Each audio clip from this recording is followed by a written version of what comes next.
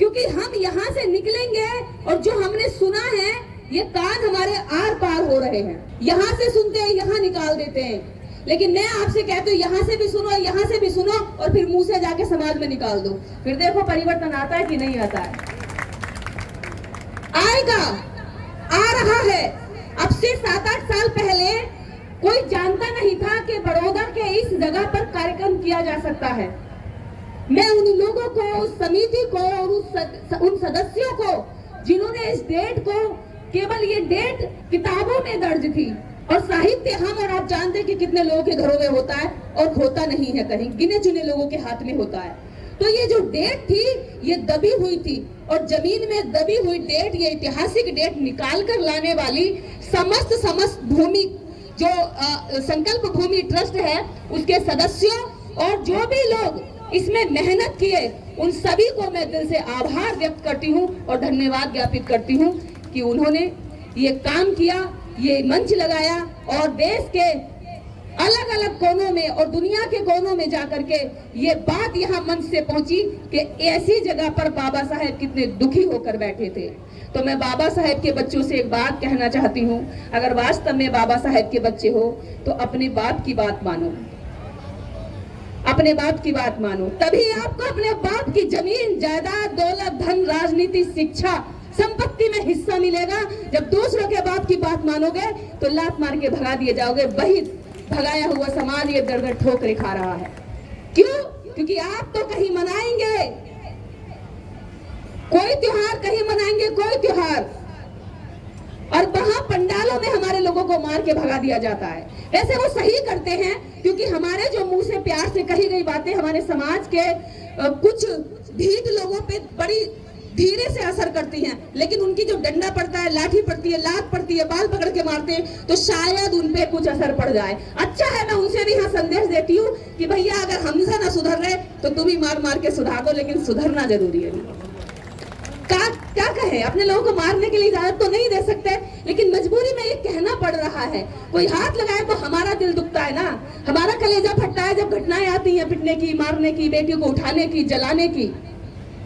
आज भी आजाद भारत के अंदर जब 76 वर्ष पूरे हो चुके हैं, आजादी का अमृत महोत्सव मनाया जा रहा है, लेकिन हमारे लिए अमृत नहीं है कहीं भी।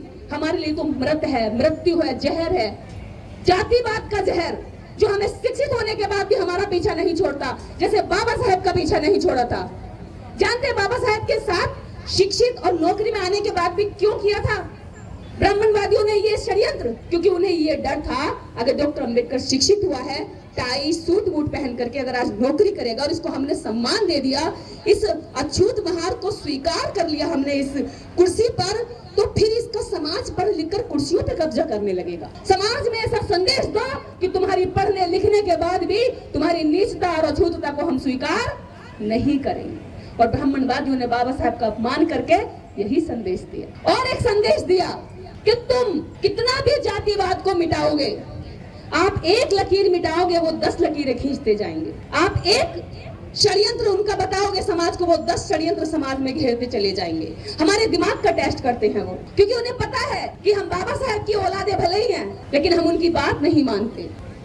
जय भीम बोलने से बात नहीं बनेगी, नमो बुद्धाय बोलने से हम बौद्धिस्ट नहीं बन जाएंगे। हमारे व्यवहार में झलकना चाहिए, हमारे परिवार में झलकना चाहिए, हमारे चरित्र में झलकना चाहिए, हमारे संस्कारों में झलकना चाहिए, तब हम बौद्ध दिखेंगे। नहीं ऊपर से कह लूं हमारे मुंह में भर रहा है गुटखा, उठा है, कुछ तो मुंह भी नहीं खोल पा रहे। मैं ही यहाँ सुबह से मिल ली 50 से, कुछ तो बोल भी नहीं पाया ऐसी करके, क्योंकि 5 रुपए खराब हो जाएंगे। ये समाज की सच्चाई है। अभी इस समाज पे नशे पे काम होना चाहिए, शीलों पर काम होना चाहिए, 22 प्रतिज्ञाओं पर काम होना चाहिए। आपको 33 करोड़ से कुछ नहीं मिला, लेकिन 22 प्रतिज्ञाएं जीवन में उतार कर देखो, दुनिया का सारा सुख सारी संपत्ति मिल जाएगी। आपको जागरण कीर्तन दुनिया भर के आडंबर आज तक मनाए, अलग अलग की मनोती मनाई, चढ़ावा चढ़ाया, प्रसाद चढ़ाया, मन्नतें मांगी, भले उनसे रेडिया रगड़ रगड़ के हमारी पीढ़ियां खत्म हो गई, वहां भले कुछ नहीं मिला, लेकिन मैं दावे के साथ आज आपसे कहती हूँ, अगर आज आप पंचशील 5 शीलों को जीवन में उतारने, उन्हें स्वीकार करने का संकल्प लेकर जाएंगे तो ये भारत पूरी दुनिया के नक्शे पर एक खूबसूरत राष्ट्र के रूप में दिखाई देगा। करके तो देखिए। दुश्मन से आप उम्मीद करेंगे कि वो आपको बढ़ावा देगा, वो आपके लिए टूटी हुई एक बहती नदी के लिए पुल बना कर देगा। अरे नहीं जी, अगर आप तो पगडंडी पर चल भी रहे होंगे तो लात मार के गएगा जा डूब, क्योंकि उसकी नजर में हम कुछ नहीं है। पर अपनी नजर में जब तक हम कुछ नहीं बनेंगे, जब तक हम अपनी नजर में अपना ही सम्मान, अपना भी स्वाभिमान नहीं पहचानेंगे, तब तक दुश्मन से कैसे मांग करेंगे। अभी तो हमारे लोगों में स्वाभिमान की चिंगारी नहीं आई है। स्वाभिमान क्या होता है, क्या होती है इज्जत। इस देश के अंदर एनसीआरबी की रिपोर्ट बताती है कि हर चौथे मिनट पर, हर 8वें मिनट पर एक दलित बेटी का रेप हो जाता है। ये बुक आंकड़े हैं जो रजिस्टर्ड होते हैं, और मैं वो नहीं कह रही हूँ जो पंचायतों के जरिए या गांव में दबा दुबा के या घर वाले डरा धमका कर रोक लेते हैं कि अरे क्या है, इज्जत तो लड़की की जाएगी, हमारा समाज तो कमजोर है, कोर्ट कचहरी भी न्याय नहीं देगा। ये वो आंकड़े हैं जो थाने तक जाते हैं, कोर्ट तक जाते हैं, जो एफआईआर में दर्ज होते हैं फर्स्ट इन्फॉर्मेशन में। किसकी बेटियां हैं वो?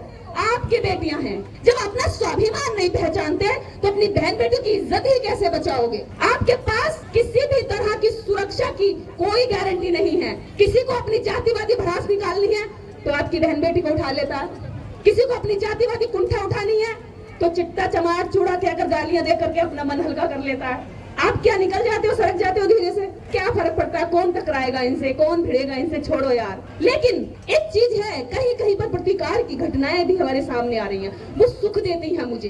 कैसे? एक छोटा सा कीड़ा भी अगर आप उसके पैर पे या उसकी पूंछ पे या उसके किसी अंग को दबाते हैं तो वो उठकर पीछे से वार करता है।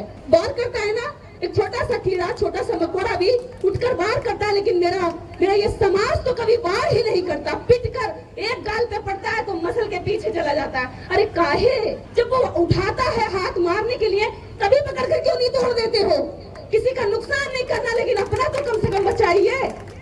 मैं नहीं कह रही कि हिंसा को बढ़ावा दे रही हूँ, मैं गांधी की हरिजन की बात नहीं करती, मैं अम्बेडकर के बहुजन की बात करती हूँ, जो एक गाल पे थप्पड़ पड़ने पर दूसरा गाल नहीं देता है।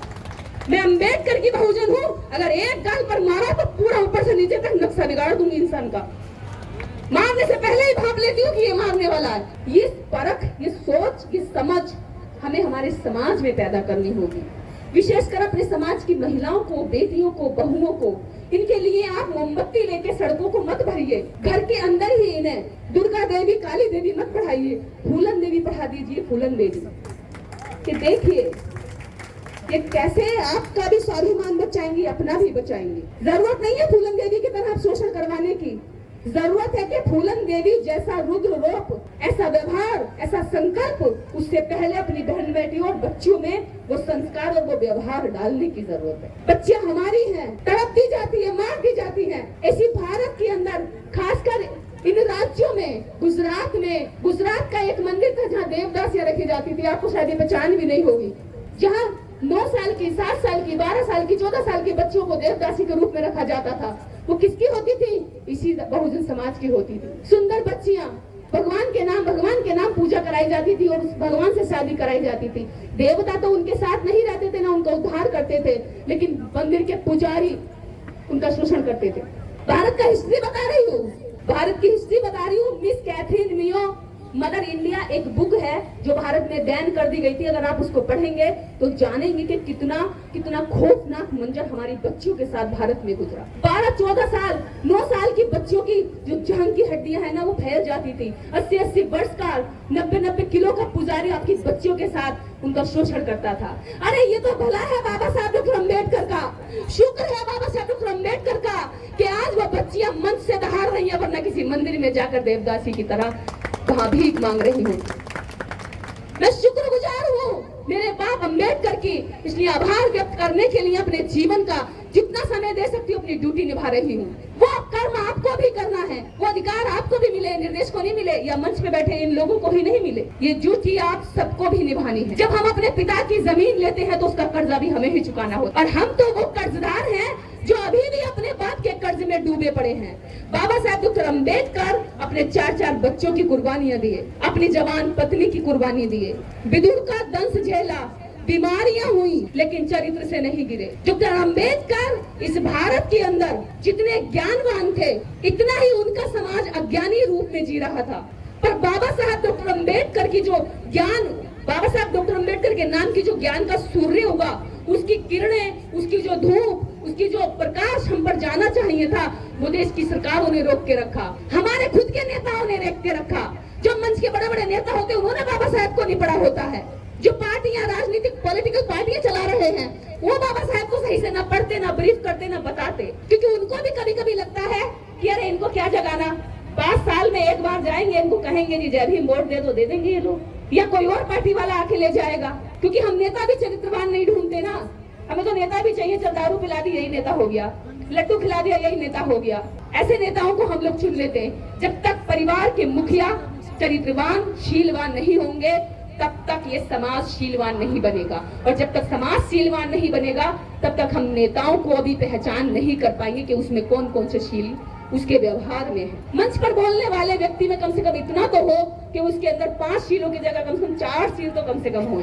ये आपको पहचान करनी है और ऐसा ही आपको बनना है। ऐसा नहीं है कि आप मंच पर चाहते हैं कि वो पूरा ऊपर से नीचे तक पूरा देवता की मूर्ति हो और हम जो है नीचे सुधार ना करें। तो ये सुधार की बात आप में भी और मुझ में भी बराबर लागू होती है। मैं ये बात इसलिए कह रही हूँ क्योंकि जब तक हम सुधार की बात नहीं करेंगे, जब तक हम सुधरेंगे नहीं, ये बातें केवल मंच तक कानों को सुख पहुंचाकर बात खत्म कर देंगी। इसलिए मैं वही बात फिर से कहती हूँ कि अपनी बच्चियों की, अपने समाज की, अपने लोगों की, अपने मंचों की अच्छी से अच्छी सुरक्षा करिए और उसको समझिए कि वो आपको कहाँ लेके जा रहा है। अंबेडकर राइट मूवमेंट आज मैं बड़ोदरा में देख रही हूँ कि एक समय पर यहाँ इस राज्य को दंगों के नाम से जाना जाता था कि दंगे हो गए और इस तरह मार काट हुई, या पीएम के नाम से जाना जाता था। लेकिन आज गुजरात को, विशेषकर बड़ौदा को बाबा साहेब की संकल्प भूमि के नाम से जाना जा रहा है। ये मेरे लिए प्राउड की बात है, हम सब के लिए प्राउड की बात है।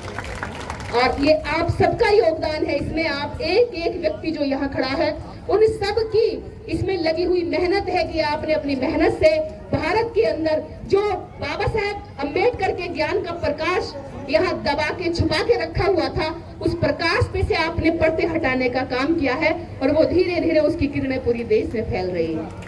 यही काम हमें करना है। मंचों से हमारे कवि, हमारे सिंगर, हमारे वक्ता, हमारे लीडर अभी तक जो भी बोल कर गए, मैं उन सबका आभार व्यक्त करती हूँ। विशेषकर मीडिया का कि वो लंबा लंबा सफर करके यहाँ तक पहुँचे, संघर्ष करके यहाँ तक आते, छोटे छोटे अपने जो इनके पास संसाधन है। देखिए हमारी मीडिया के पास बड़े बड़े कैमरे नहीं है, बड़ी बड़ी लाइटें नहीं है, उसके बावजूद भी आपकी बहुजन मीडिया आपकी बात को स्ट्रीम मीडिया के सामने टक्कर देती है और जेल तक जाते हैं और अपने बच्चों, अपनी पत्नियों तक को छोड़कर 2-2, 4-4 दिन तक कवरेज करते हैं। ये ट्रेनों में कैसे कैसे आते, कितना संघर्ष करके आते। हमारे लिए आज हमारा मीडिया वो नहीं है जो टीवी में है। मुझे लगता है कि अब बहुजन लोग जो समझदार हो गए, उन्होंने टीवी देखना भी बंद कर दिया। वो बहुजन मीडिया को चैनलों पर सुनते हैं, मोबाइल पर सुनते हैं। ऐसा ही है ना? सही कह रही हूँ?